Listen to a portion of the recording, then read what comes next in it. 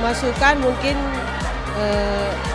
agar fasilitas di sini semakin ditingkatkan lagi, terus dokter-dokter ahli mungkin semakin ditambah lagi untuk rumah sakit di sini.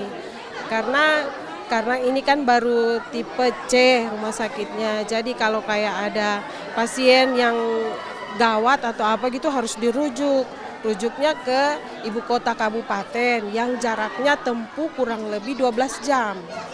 Itu pun kalau kami lewat darat, Bu, 12 jam jalanannya luar biasa, tidak ini. Ya, amin. Ya, semoga kalau Pak Presiden di sini harapannya kayak gitu, Bu.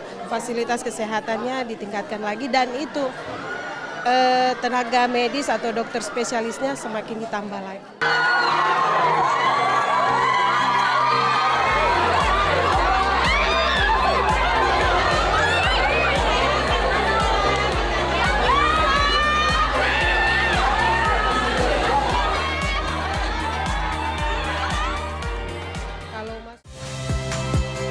Saya Nitya Anissa, saksikan program-program Kompas TV melalui siaran digital, pay TV, dan media streaming lainnya.